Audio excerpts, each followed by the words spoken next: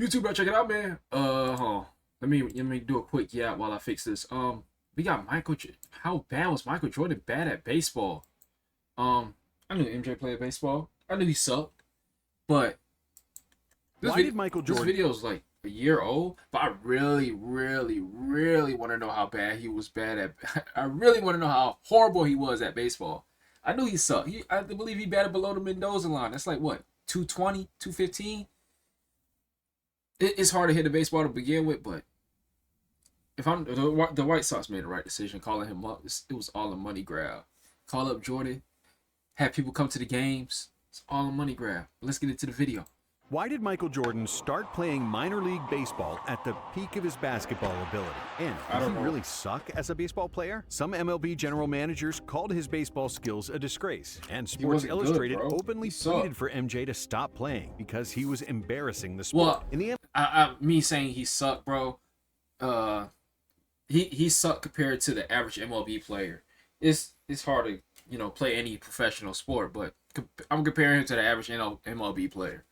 MLB, the batting average is around 250. Yep. But Jordan only played Double-A. That's 2 steps down from the majors, where he batted 202. That'd be like if Derek Jeter decided to stop baseball after he won the World Series, only to start playing basketball in the G League, averaging less than 10 points per game. However, MJ's I would say that's less than 10 points. I would say averaging 5 points a game. Baseball manager Terry Francona, a 2-time World Series champion, said that Michael would have made it to the MLB if he had more time to practice. Some of Jordan's stats, like his steals and on-base percentage, support Francona's theory. That's smooth, yeah. He wasn't the only one saying that Jordan could have been a legitimate MLB player. That's a decent just OBP. How bad was Michael Jordan at baseball actually? You get 30 steals is there a season, any that's chance good. he could have actually made it to the big leagues? Especially in that time period. In 1992, even before the Barcelona Olympics, Jordan was getting fed up. He was the most popular athlete and one of the most recognizable people in the world, and it was getting out of hand. Jordan actually lived a very isolated life because he couldn't go anywhere without being bothered, which was especially cruel in the age without the internet. The first thoughts about retirement started to creep into MJ's mind. After he had won the 1993 NBA championship, Jordan started contemplating retirement more seriously. But 1 month later, a tragedy struck, which cemented his decision. His father,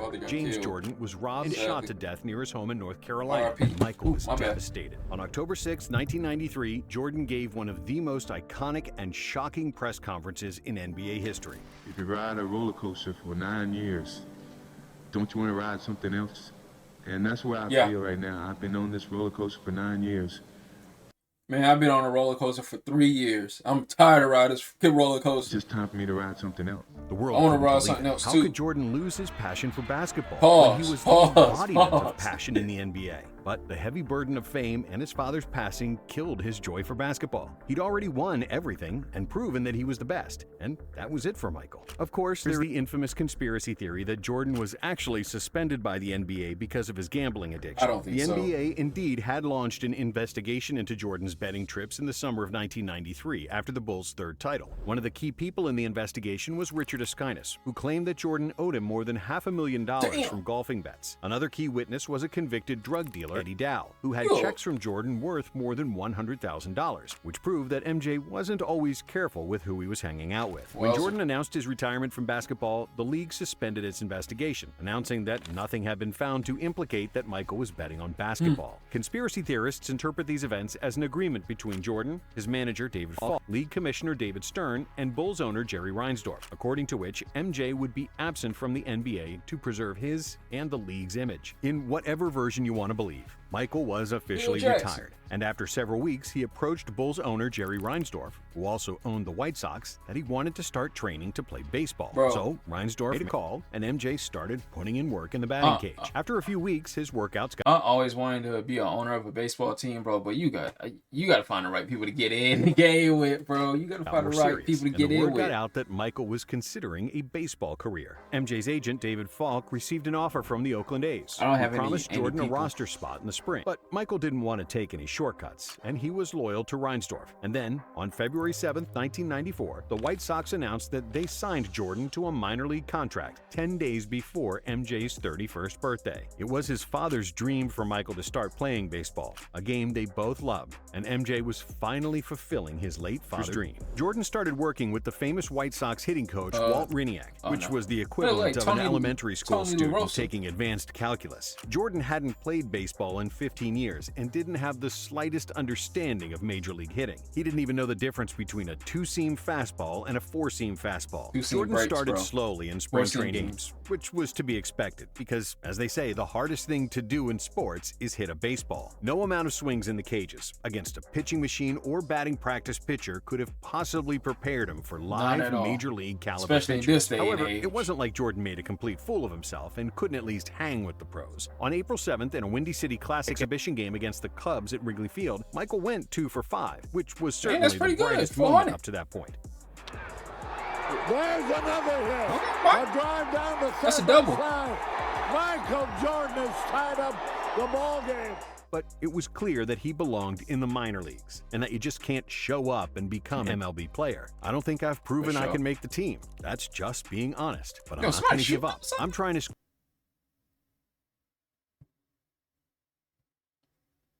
That's why he is shooting outside. Squeeze 5 years into 8 weeks. It just hasn't happened the way I wanted it to, Jordan said of his spring training with the White Sox. So he moved to the Birmingham Barons, who were the White Sox AA affiliate. AA is a step down from AAA, where there are a lot of players on the cusp of making the majors, or former MLB guys who are struggling and working their way back up. While most AAA players have major league talent, in the AA, it's more hit or miss. Most pitchers in the lower minors have either a good fastball or a good breaking ball, but not both, and their overall game is not refined. This league was the perfect starting spot for Jordan. I heard from people that play college baseball, like the AA is literally like SEC baseball. So if you play SSC, bro, you're not ready for that type of game, bro. It's going to be hard to get it out of AA. He was an elite athlete, but in baseball terms, he was a novice, like a talented high school freshman trying to play in the NBA. However, Jordan had a few things going in his favor. As Terry Francona put it, it was his ability, aptitude, and work ethic. MJ would spend entire days in the clubhouse with the same maniacal workload that got him to the top of the NBA. Barry Johnson, former Birmingham relief pitcher, said, "I prided myself on my work ethic and getting to the field and putting in work, and you could not beat him to the field. He was there taking extra batting practice before batting practice. We'd play our games, and he was the last one there, finishing up with Mike Barnett, our hitting coach." I'm sitting here thinking, from a dollars and cents standpoint, this guy does not need to work this hard. And apart from working like a maniac, Jordan liked hanging out in the clubhouse with his new teammates. Even though he was a 31-year-old multimillionaire among the young 20-year-olds making $850 a month, Jordan wanted to be one of the guys. He was humble in trying to learn the sport and never put himself above his teammates. On April 14th, wearing number 45, his old number from Laney High School, the 31-year-old rookie made his baseball debut, drawing a crowd of 10,000 people as well as 130 members of the media. And it was a disappointment. For the night, Jordan went 0 for 3 at the plate in a 10-3 loss to the Chattanooga Lookouts. MJ went hitless in his first 2 official games, but got 2 hits against Knoxville in his third. That okay, bro. You can go 0 for 6 in your first 2.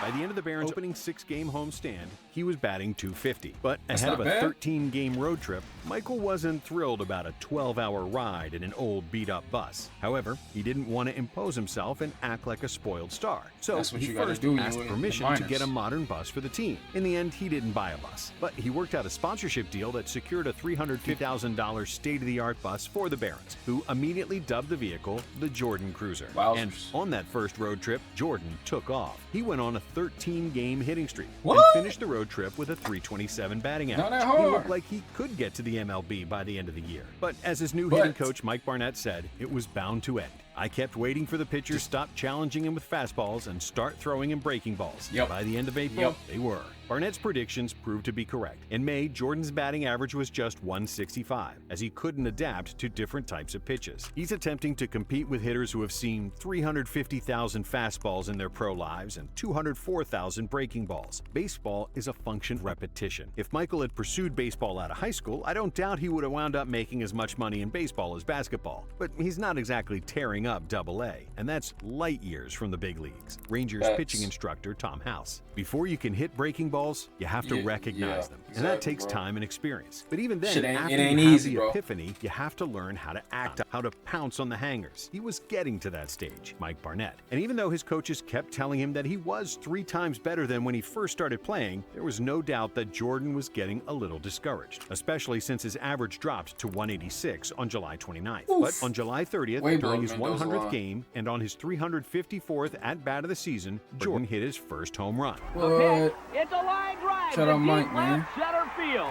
It's going. I never hit a home run playing baseball, not over the fence, but like inside of Parker's, I can hit it inside of Parker. As he circled the bases, MJ pointed at the sky, giving his father an early birthday present. James Jordan was born on July 31st, and MJ dedicated the homer to him. It still makes me emotional because I wish he was there to see it, but I know he saw it. On August 8th, Michael hit his second home run, and on August 20th, he hit another one. Y'all ain't just see what I seen. Y'all ain't just see what I seen. Michael Jordan, average 193. Holy crap. He hit another one. How the heck did they keep him in double A? Why didn't they single down a single A?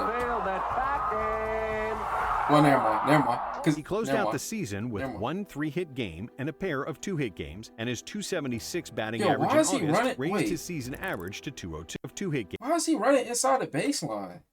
And his 276 batting average in August raised his season average to 202. Yes, he only hit 3 home runs, but nobody really hit homers for the Barons that year. They only hit 40 as a team, dead last in the league. Jordan did, however, strike out 114 times in 497 plate appearances, or 23% of at-bats, while the league average in the Southern League that year was 16.4%, significantly below Jordan's rate. After the season, MJ played in the Arizona Fall League, a development league for the top prospects in each organization, where he had a 252 batting average, showing signs of clear improvement. He improved his reactions, first step quickness, and his ability to make decisions while on base. He was also making more contact than he used to, albeit still lacking power. If he lacking power, bro, he gotta need that speed and gap However, to shoot. show how impressive his progress was in year 1, Mike Trout hit 245 in the AFL in 2011, which was his 3rd pro season. In a vacuum, Jordan's numbers didn't look flattering, but when you count his lack of experience, he was actually far better than you would expect. Jordan showed a knack for driving in runs, a good understanding of the strike zone, stealing bases, and defense in the outfield. But MJ still needed more experience. He needed at-bats to see more types of pitches. And while his 23% strikeout rate doesn't look that bad by modern standards, bear in mind that he wasn't hitting the ball with power, as he was just trying to survive and make any sort of contact with the bat. And the biggest reason for this was his body. The physical demands of baseball and basketball are so different that it's extremely difficult to play both at a high level. In basketball, long arms and legs are valued tools to help you block shots, clog passing lanes on defense, and shoot over opponents on offense. But when it comes to baseball, long limbs are really only beneficial for pitchers who use that extra length to increase momentum and throw harder. That's why the vast majority of baseball-basketball crossovers are pitchers. Jordan's Chicago Bulls teammate Scott Burrell was once a first-round pick for the Seattle Mariners. Milwaukee Bucks' Pat Connaughton was a highly rated pitcher at Notre Dame before he chose to play basketball full-time. Hall of Fame pitchers like Robin Roberts, Sandy Koufax, and Bob Gibson all played high-level college or pro basketball, while Basketball Hall of Famer Dave DeBusschere played for the White Sox for parts of 2 seasons. I don't know who that position is. player, having long limbs carries a few benefits. Great hitters tend to be compact, generating bat speed and power with relatively short swings. A great example of this is Danny Ainge, who played 3 seasons of pro baseball before getting selected by the Celtics in the '81 NBA Danny draft. Ainge played for the In Blue fact, in Jays? all of MLB history, only 3 position players listed at 6'6" or taller have hit 300 in a season. And when you take a look at Jordan's swing, it's clear that his weight transfer was uncoordinated and that his swing was putting him off balance, which prevented him from I didn't even peep his swing. Go back. hit 300 in a season. And when you take a look at Jordan's swing, it's His swing kind of. clear that his weight transfer was uncoordinated and that his swing was putting him off balance, which prevented him from hitting with power. But all those problems were technique-based, which was normal for someone who hadn't played baseball. Yo, the White Sox ain't got a good hitting coach, bro. He is swinging just to make contact. He ain't swinging for 15 power. years. Despite a tumultuous first season, Jordan being one who hindered him from hitting with power. But all those problems were technique-based, which was normal. Is he keeping his weight back? Which prevented him from hitting power. But all those problems were technique-based, which was It looked like he's just trying to Normal swing for to make someone who hadn't contact. played baseball in 15 years. Despite a tumultuous first season, Jordan, being Jordan, vowed to take the offseason super seriously and continue his baseball career. He truly fell in love with the sport and was determined to make the major league. But unfortunately for all baseball fans, and thankfully for all basketball fans, Jordan's time with the bat would soon come to an end. And it had nothing to do with him.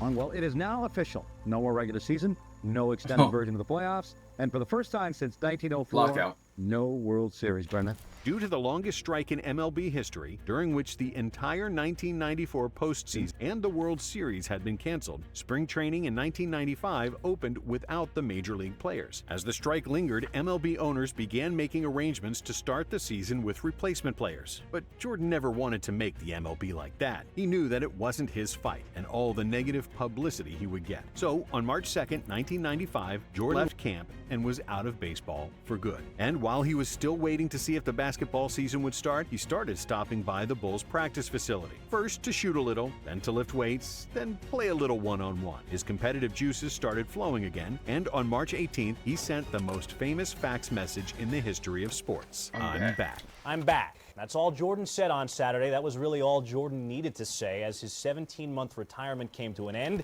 If there hadn't been a strike, I believe he would have stayed in baseball and would have reached the MLB, said Reinsdorf. Barron's manager Terry Francona and his hitting coach Mike Barnett would agree. I found out a couple of things about Michael. Number one, if you tell him no, he'll find a way to make it yes. And if you give him 3 years, 1,500 at-bats, he could find his way to the big leagues. I'm pretty sure about that, Francona. Between 1990 and 2020, there were roughly 8,000 players in the White Sox organization. Among all those yearly stat lines, which include combined minor league stats for players at multiple levels, Jordan is one of only 9 players to get 51 RBIs, 50 walks, and 30 stolen bases. 5 of those 9 players reached the big leagues. By the time he quit baseball in 1995, Jordan was 32 years old. If there was